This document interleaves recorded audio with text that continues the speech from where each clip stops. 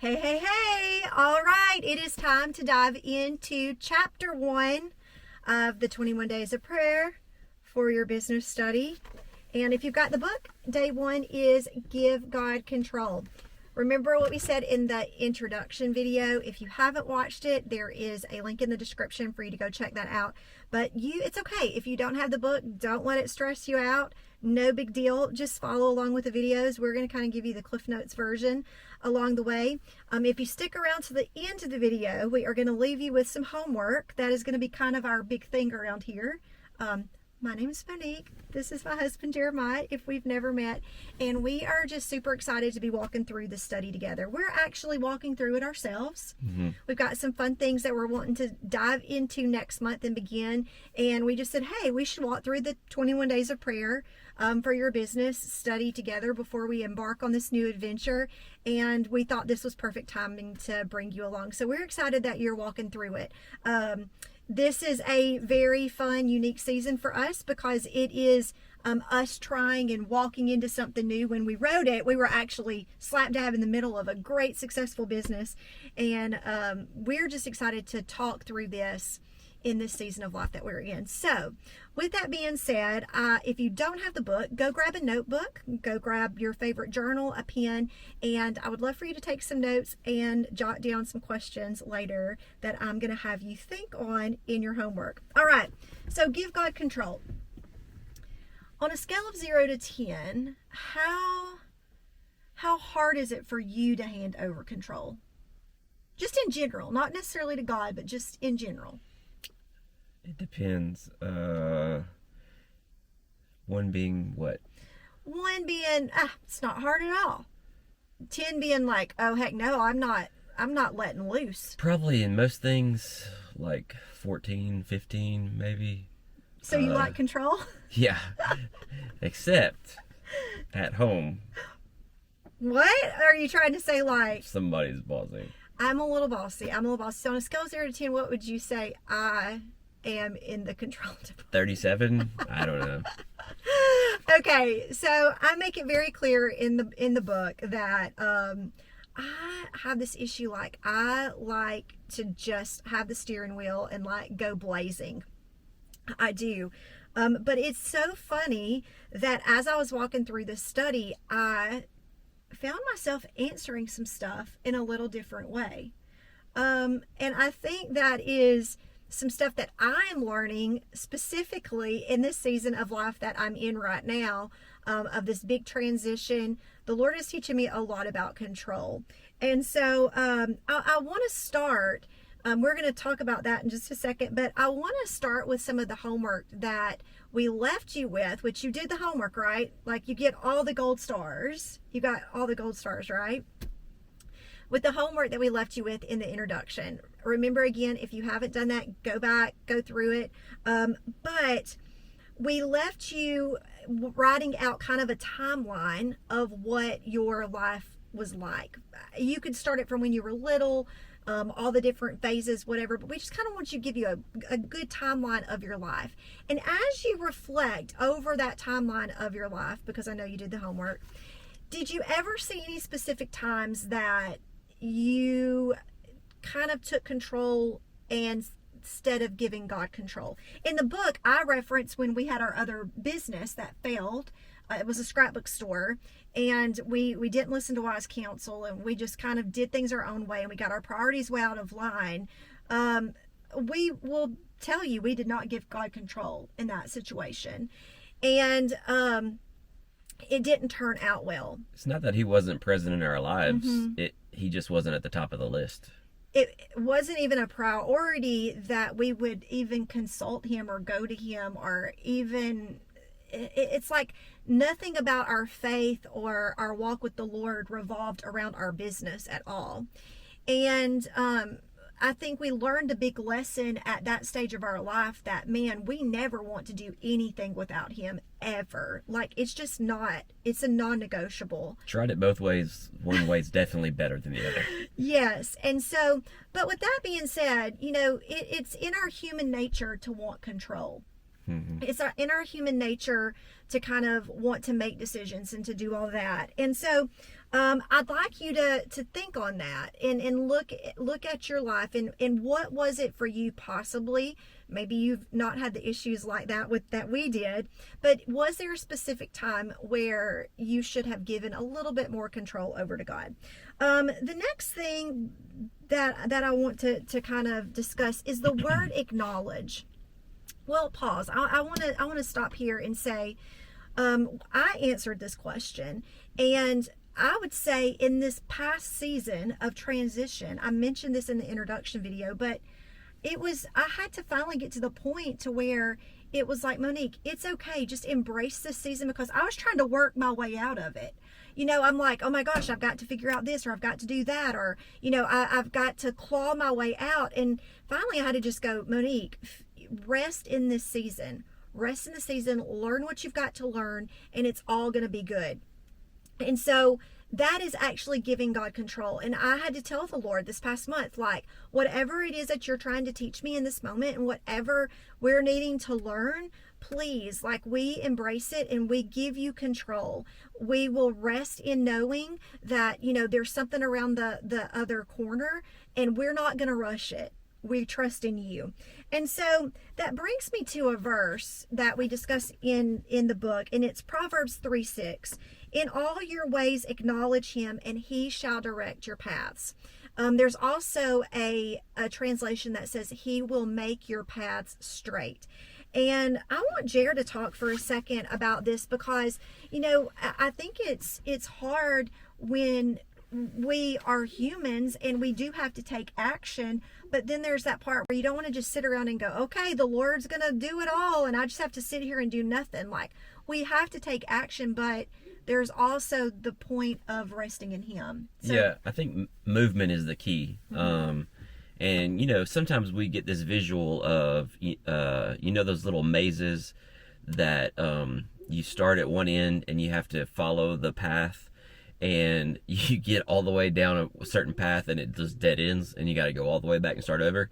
I think that's how sometimes we view the will of God and those paths that we're trying to take, as though if we go the wrong way, we're going to somehow dead end, years later and be like, crap. You're like, I walked this start path all over for 10 years and shoot. I mean, I got to the end and that was clearly the wrong thing. Yeah, but I prefer to visualize it as a bowling alley.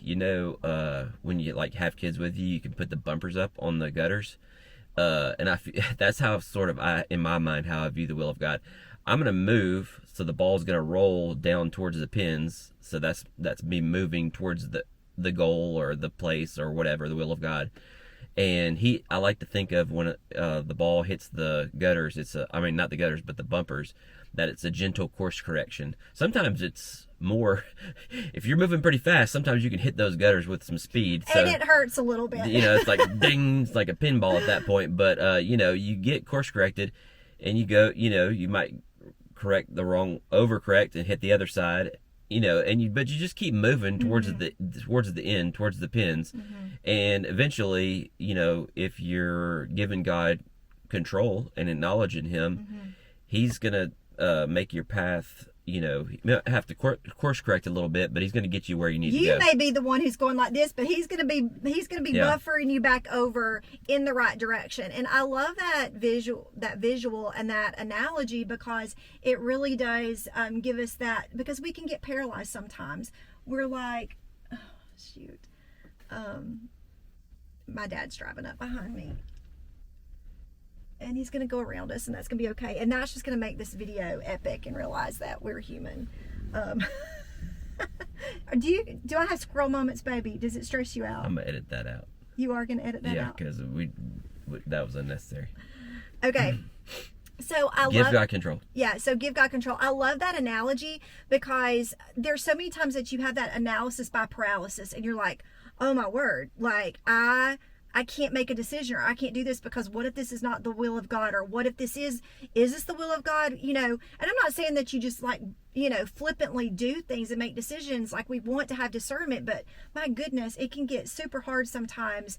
And you just have to trust in that the Lord is going to direct our steps. And he makes things, he turns things that were meant, for evil, or even our mess ups, he can turn it around for good. And I firmly believe that. Yeah, sometimes we make some decisions and we get pretty far down the path and we're like, that was probably not a good decision. And so Houston, we have a problem. But it's funny how when you're like, okay, Lord, I thought I was doing what you want me to do, and I messed up. Sometimes it turns out better. Mm-hmm. Like, I don't know how he does that, but sometimes when you give him control and you say, okay, I need to give you back a little bit of that control. And who knows, his ways are higher than our ways. Maybe that was even a part of his grand big plan. It's so funny. We have a time, I'm going to go off on a tangent here. I like to chase some rabbits. But remember that time that we were going to buy some land, and we had a contract on a house. We had a contract that we're sitting out at our land right now. But we looked at some property right before this piece of property, which I think is one of the most beautiful pieces of property in Alabama. And we went and we put a contract on this piece of property. It was very small, really not even great, to be honest with you. And we got home, and I was doing a Facebook Live, and basically I just say something in it like the owners the agent made it seem like they were desperate, and so we kind of lowballed it. I don't even know what possessed me to go on and do a Facebook Live. But needless to say, somehow the owners saw that video and basically did not want to sell us the house any longer. And I was like, oh my gosh. That is so unlike me to do that and to say that. And then it fell through. And then literally a month later, we find this property. And we actually have been looking at this property when we were looking at the other. We saw it in the listings. And so that's just a good example at somehow, our stupid mess up. Sometimes the Lord can bring it right back together for the good. He can course correct and you don't even know. You're like, well, I that's not something I would normally say, but I said it. And now this happens and this is better. Yeah. You're like, okay, well, great. And we have to rest in that. And I think that's a part of giving God control. Just trusting and knowing that he is going to order our steps as long as we are acknowledging. Because acknowledging, I have in the book, it says that the definition is, I don't have my glasses on, Jared. Can you read that? Can you read that definition? Where at? Right here. To say that you accept or do not deny the truth of or existence of something. Yeah, so I do not deny that I need the Lord. And it's as simple as that. We try to make it way too hard. It's as simple as that. And so I would love for you to rest in that and just make the statement. In your time of journaling, at the end where I'm going to give you some homework, it's just like, Lord, I give you control. Just make that statement. Vocalize that. In my marriage, in my relationships, in my business, whatever it is, I give you control. And so let's keep talking about control. What is it that would make you, is there anything that would make you fearful about handing over control? Like what is kind of our hesitation when it comes to control?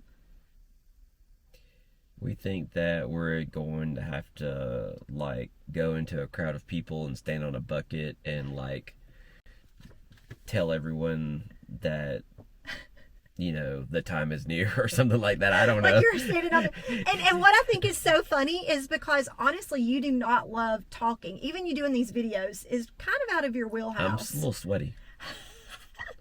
But I don't know if it's because the truck's off and it's hot outside or true. if I'm just nervous. But for real, you standing up in a big crowd of people would be your worst nightmare. I'm not scared of a lot of things, but that's got to be at the top of the list. There was one time we were speaking at a very small group of people, maybe about 30 people, and I had to go to the bathroom. And so it was a small enough group that I thought, I can step away and go to the bathroom and just let Jeremiah keep on with the conversation. I was gone for maybe a minute, if that, and I walked back out. And Jerry's like... I lost my train of thought, and I never got it back. I just stopped talking. I'm You like, just- well, I guess we're going to wait for her to come back. So I love that you said that, because that is, I think, what sometimes we think. If I hand over control, he's going to send me to some far off country that I don't desire to go to, when that's typically not how the Lord works. The Lord typically is going to align us and put us in something that he's uniquely gifted us and created us to do.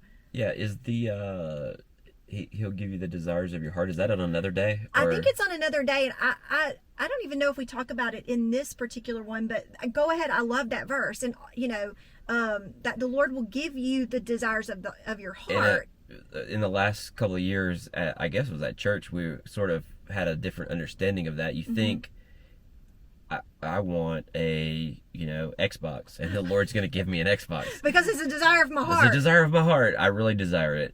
But that's not really how it works. He gives you desires.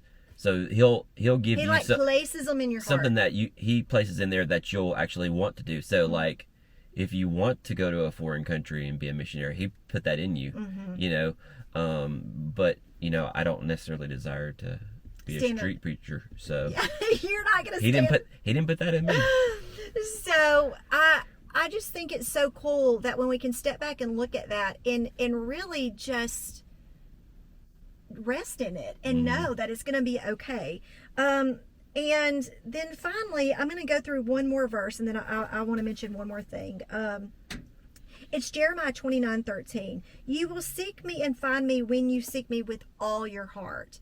And there's a key word there. You will seek me and find me when you seek me with all your heart. And then the last verse we just studied was, in all your ways acknowledge him. And the Lord loves that all in, that like in it to win it. This is what it's about.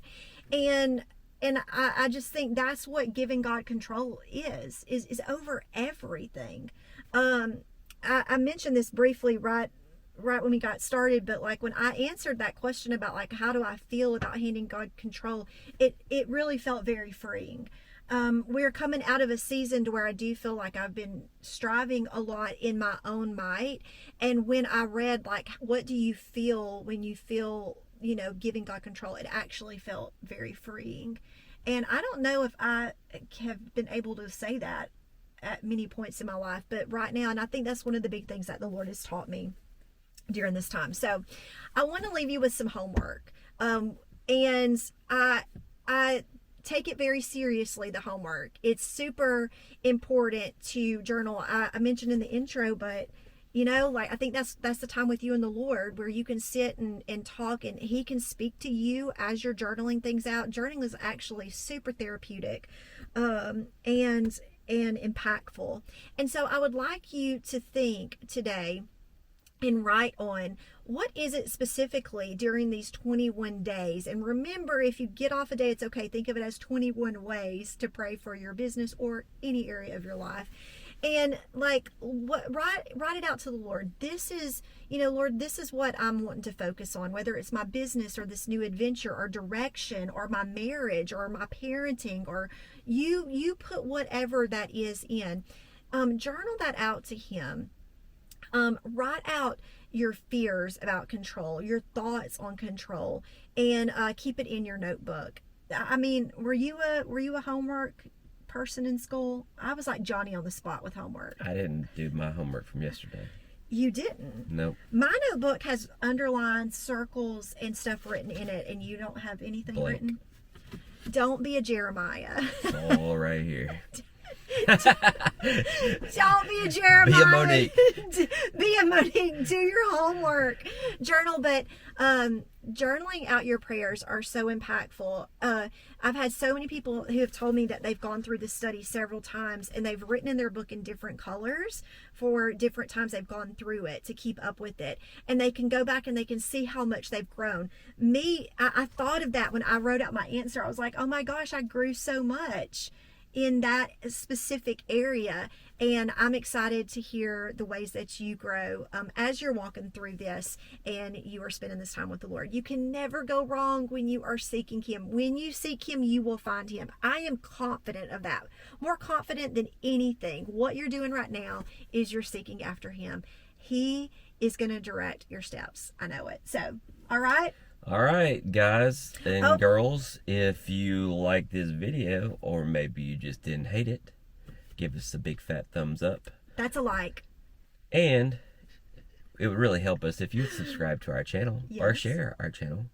And number trace, 3. if you would hit the notification bell, you'll be the first. Be in the know. You want to be in the know, don't you? It alerts you. I said this in the last video. I love it when I get that little notification. I'm like, oh, a new video to watch. So if you want to have that same great feeling, hit that notification bell. Seriously, we want you along for the journey. We are better together. We want to do this with you. We want it to be one big happy family. So come join the family. You'll be an honorary McLean. Okay. And the next video is going to be, do you know what it is, Jer? Number 2. Do you know what? Day number 2. Do you know what the topic is? Don't peek. Giving, I don't know. Freedom from your past. I haven't read that one yet. Freedom from your past. We all have a past, and sometimes we need freedom from it. So make sure you check it out. Okay. See ya.